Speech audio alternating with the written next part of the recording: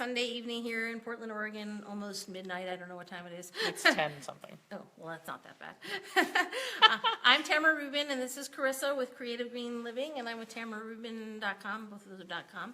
This is my X-ray fluorescence spectrometer, which is a scientific instrument for testing for lead, cadmium, mercury, arsenic, and other bad things, and some good things. And we're And this is what we're doing. We've got this fun, we think it might be stainless steel, but we'll find out, because the cool thing about the XRF is that it will tell us exactly what is in it. And to get a preview of what else we're doing, we are testing these spinners that got sent to us, and then this one is brand new. It got bought today at Michael's, and this one also brand new from Michael's. And we will find out which ones have lead. So I think we have done one round of testing so far where everything tested lead-free. And in every other round of testing that we've done with 6 or more spinners, we have found at least one that has tested positive for lead. So this is the count that we are at so far. So we are up to 20 fidget spinners have tested with some quantity of lead, which includes the 6 down here that tested under 300 parts per million. 90 is the limit from the Consumer Product Safety Commission for how much lead can be in kids' items. So still concerning. So this is lead-free. Wonderful. And I took it a little bit apart before testing it because I wanted to show you the other concerns. It's stainless steel, and the XRF is trying to. I did a center test to see if there was lead in there, and that came out also negative. And then these things screw together, and even though it's lead-free, with all these little bits that come off, I think this is a massive choking hazard. I don't know, what do you think? Yeah. It absolutely is. And even, I've talked to people who are like, hey, I've tested this fidget spinner that looks a lot like your kids and it tested positive for lead. You might want to know that people I know in real life. Yeah. And they're like, oh, well, my kid's older. They're not going to put it in their mouth, so it's fine. Except for the kids that we've seen on the news, right? We're not little kids. There was a girl in Portland who swallowed the bearing that's on the edge of this. Part of that popped out and she swallowed it. And I think she was 9. She was not a small child. And there was another kid who had popped out the center of the bearing and had the outer ring. They'd put it on his finger and his finger swelled up and they couldn't cut it off. I've seen other people swallow other parts of it. So there's been multiple news reports out about these coming apart and people choking or having other problems that are not related to lead but are problematic. So even if you have older kids, if you're going to let them have it, at least talk to them. Yeah. You cannot put any part of this in your mouth.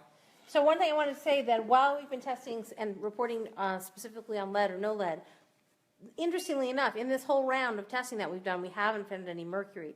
The very first round we did a couple weeks ago, we found mercury.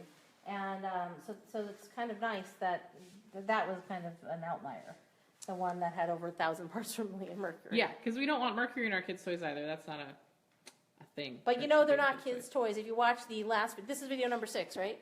I think we're on video 7 now. Oh, we're on video 7. Okay, well. It's just all blurring together. Go look at video number 6, and we finally found a label that said, this is not a child's toy on a fidget spinner. But, that was after we had tested around 20, 30, 40. We'd gotten 50 fidget spinners in before we found one that was labeled. Most of them say they're not for kids under 3 or 6. What's this one say?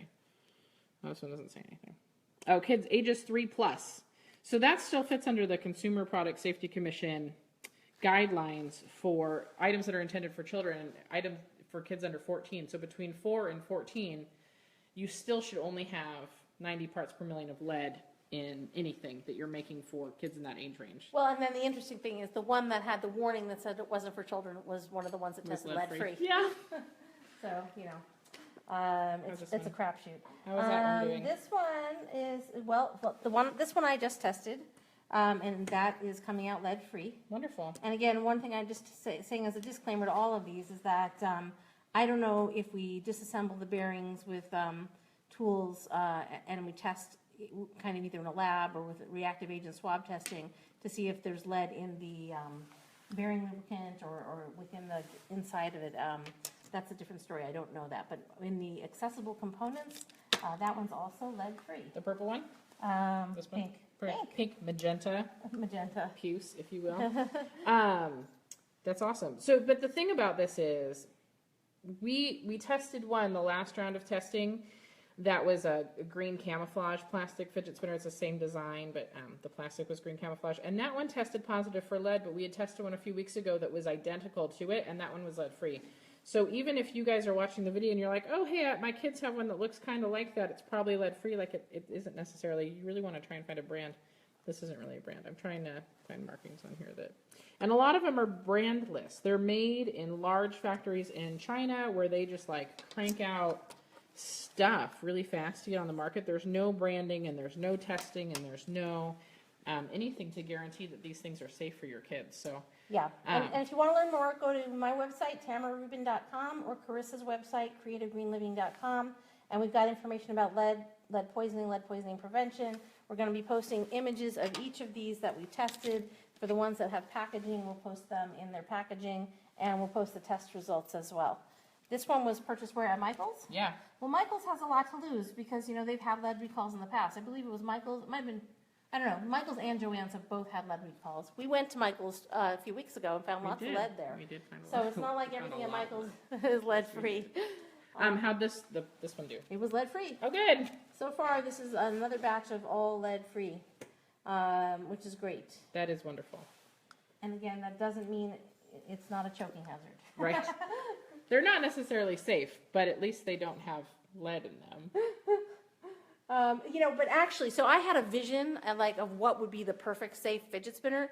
I said it would be lead-free. It wouldn't have these kind of parts that pop out. It would be all one unit where there aren't any little pieces to come off. Yeah. And actually, we found one like that is probably lead-free, and we're going to be testing it a little bit later, and it's made in the USA.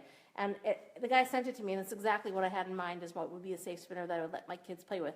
And the owner said, hey, I'll give you some if they test lead-free. I'm like, yeah. My kids are really excited about it. Awesome. So this one, also lead-free. Awesome. Yep. Wonderful. All right, well, thank you guys for tuning in. Oh, one yes. more thing, we want to say, and this isn't to you, Kendall, because I always, do I pronounce your name right? Give me a thumbs up. Is it Kendall or Kendall? Anyway, we talk to the people who are leaving comments while we make the video. It looks really strange when you watch the video afterwards. Right. You know, like we look like we're crazy. What are you doing? What I wanted to say is tonight we have a little challenge going, and if we can raise another $75 towards the legal defense fund, then tonight we'll drive up to Walmart to test the jelly shoes.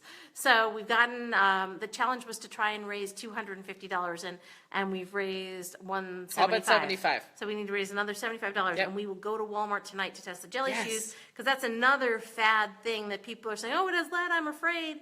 And we want to see if, in fact, those jelly shoes at Walmart for little Yeah. girls have lead or not. Yeah, So absolutely. Thank you guys for watching. Come back in about 5 minutes and we'll do another round.